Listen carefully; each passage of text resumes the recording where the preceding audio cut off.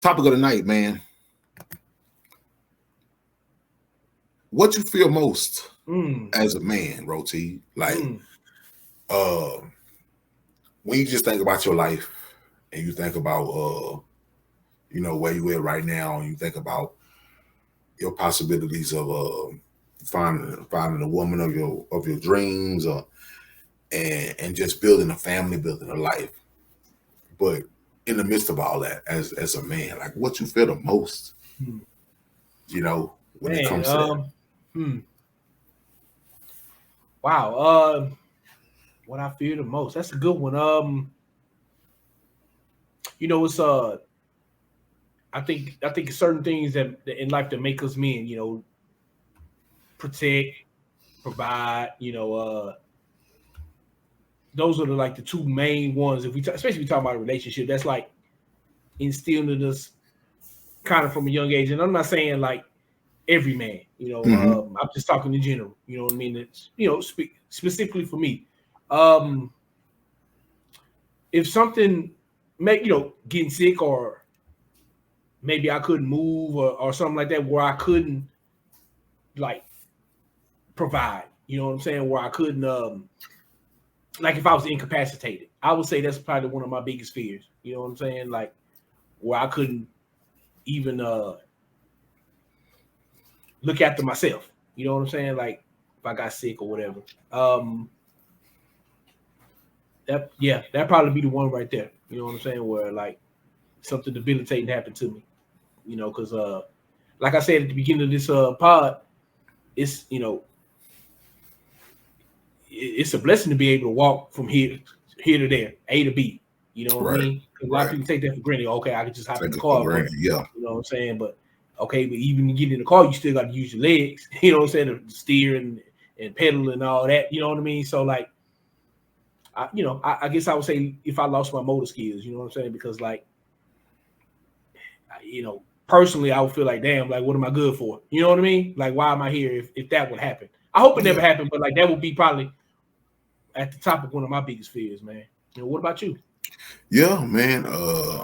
Hey, I ain't gonna lie, man. Motor skills is definitely, man. Losing your motor skills is definitely up there because you just think about being prisoner in your own mind, Yeah, you yeah, know. yeah. And not to say that a lot of us are not already prisoners in our own mind, but Mm, I mean, at least we're mobile prisoners, mm, you know. yeah. But imagine if you became immobile, no mobility at all. Mm, You can't play with your kids. You can't help your kids with homework. You can't cook. You can't make love to your wife. You can't hug nobody. It's just and even if people do it, you can't even feel it because your body's dead. yeah, yeah, You know, yeah, whether you paralyzed or whatever. yeah. You know, I can see how a lot of people will be like, man, why am I even here for? Mm, Like, why am I being punished mm, to live a life to where I can see, but I can't feel? yeah. You know, I mean, yeah, I get it. That'd be tough, bro. You gotta be tough to move through that and still feel like you're effectively giving, Mm, you know, all that you can give, and that's why we don't not necessarily segue, but see, this is why provision in things, it's not all about paying every bill. like money. That's why it's not about. That's why how we make it as human beings. Especially with women, a man can pay all the bills. A man pay for everything. That's Yeah. that's how you know when it's talking about provide. It's not talking about that. Mm, Yes, mm, if you got a man who can pay financially for everything, yeah, that's a true blessing. mm, But if he can't, what you just gonna do? Trade him in? mm. You see what I'm saying? Yeah. So every woman who hooping and hollering about a man being a provide, a man paying for everything. If your man just all of a sudden go, Christopher Reeve from the neck down, what he ain't no more. You cashing them in. You doing away with your husband now. You gonna find you another one who can do it. Now let's keep it real. A lot of them gonna get traded in. A lot of them gonna get traded in. A lot of dudes gonna get traded in, man. He gonna die on his own. Yeah. Yep. He gonna die on his own. This is why, as young men, we have to, because we still young, but as young men, we gotta let even younger men know, man, you have to make sure you vet these women, bro, because you need to see that woman. You need to see how foul she can be before you marry her. To honestly see her and be like, nah, man, she's so foul. I can't marry her like that. Yeah, can't do it. Yeah. You need to see if she lurking on your homeboys or your somebody in your. You need to see how vile this woman can be, because you got to understand. Like I always tell her, a man can only financially lose to one woman. That's it. You only got one, huh, brother? You only got one woman you can lose to financially. You can't keep, well, I lost to this one and divorced this one and married this one and lost to this one and married that one and lost to that one. You see what Ric Flair going through right now? He lost 5 of them. Yeah. You can't afford to keep financially losing the women. Yeah. As you get older and as you get in denial, as you going through dementia and denial and senile and all that stuff like that, guess what they doing? I'm leaving. Yeah. Deuces. I can't afford to keep losing. I can't afford to keep losing what's supposed to be taking care of us and me, if need be, because y'all want to up and leave. You see what I'm saying? That's true, man. So at the end of the day, when it comes to provision, like we were saying, man, like what fears you most as a man? You losing, you becoming immobile. You becoming able-bodied to do anything. Yeah. Now you tell me you was a great man, and then all of a sudden, somehow, some way, your mobility gets taken away, and your wife come to you saying, "Baby, I know I love you. You know I love you, right? Yeah, but this not gonna cut it for me." And you know the sad thing about it is, bro.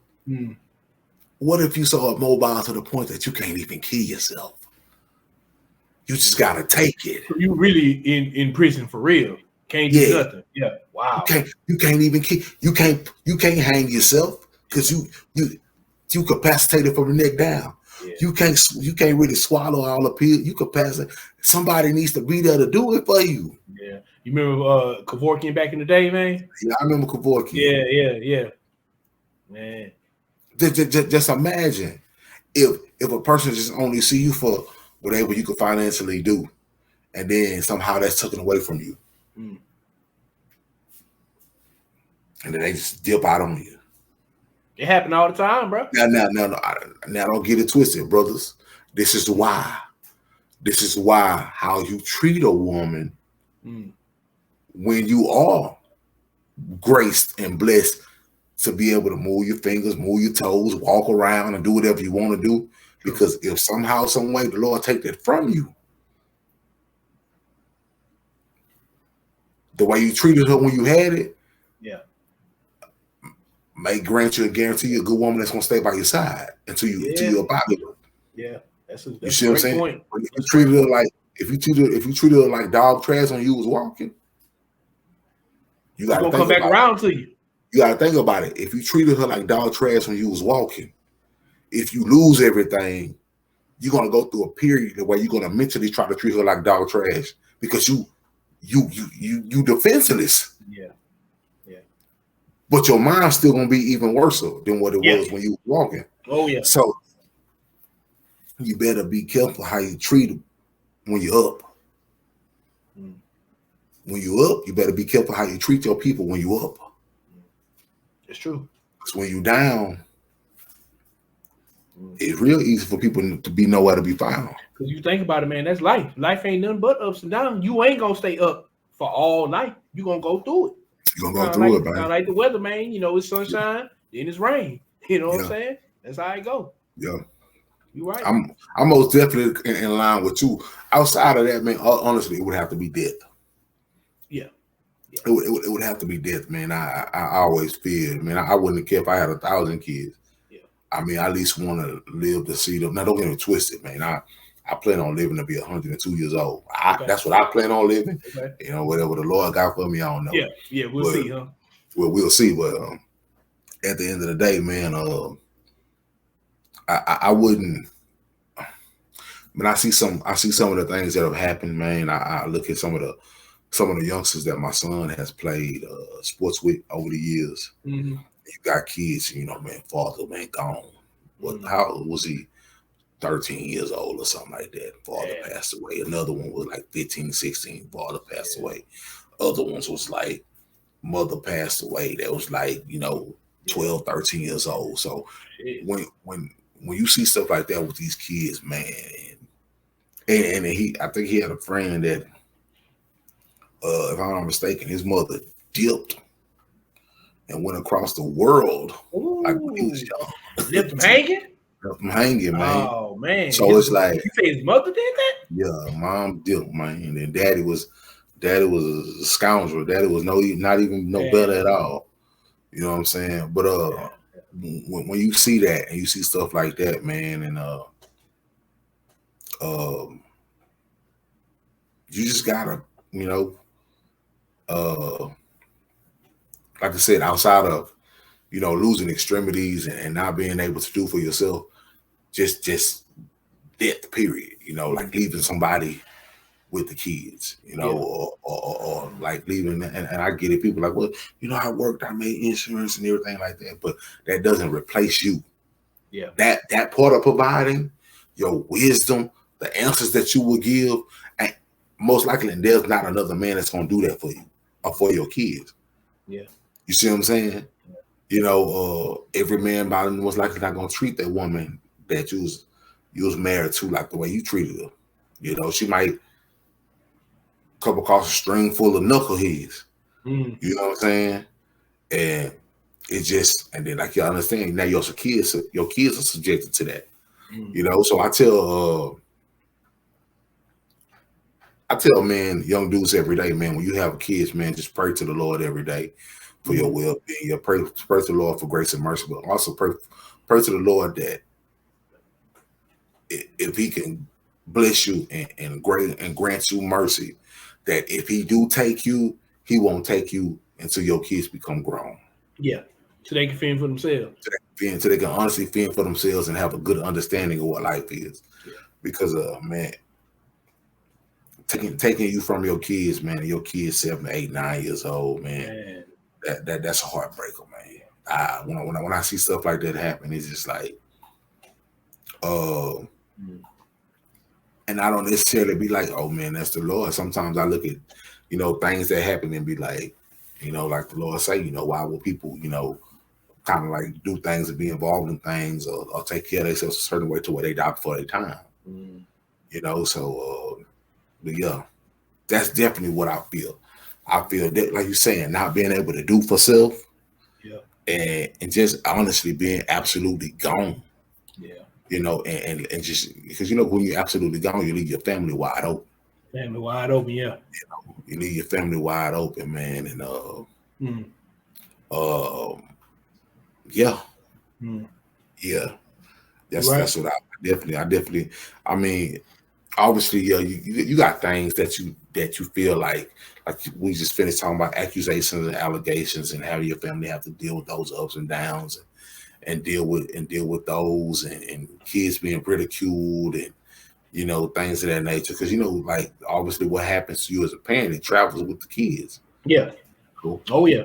If your parents dealing with some type of nasty societal public defamation or you know, thing that they're dealing with, you know, you got to think about how it's going to affect your kids. You can't just look at it as just like, I'm a parent, this is my life, and one day my kids is going to be cool with it. No, our decisions as parents, you know, especially the decisions that we have when we live out publicly, it's going to fall on the kids. It's going to have it is. It's going to have a little something on the kids. Yeah, it is. Yeah. You know? Yeah. So we got to make better decisions as parents by our kids, as to protect the dignity of our children. You know, that's what I want to say. Protect the dignity of our kids, because you know, no, let's be honest, ladies. No young man, no 12, 13, 14, 15-year-old man wants to all of a sudden look at the internet one day and see his mom getting drilled on the casting couch. Man. No young man don't want to see that, man. No way. No way. It's people, it's kids scared to pull up to the school with their parents and the tires screeching. Yeah, man. So imagine if that happened. Man, I wouldn't want to see that as a 40-year-old man. You know what I mean? Exactly. Definitely as 13, 10, man. Can you the kids be traumatized, bro? I mean, it's put it like this. The scripture says, don't bring shame unto your parents' house. But if the vice versa, parents don't provoke us to, you know what I'm saying? Like anger, ain't it? Like I mean, it's like 3 or 4 different scriptures, but it tells kids don't bring shame, you know, to our parents' house. But then on top of that, as a parent, don't bring shame onto me as a child. That's true. You know, a two-way street. It's a two-way street. It's definitely a two-way street. Yeah. You know? All right. Well, Roti, we moving right along. We're moving right along real good, man. So, other than that, man, that was what feel you the most as a man. With that, what we gonna do is we gonna go ahead and jump into this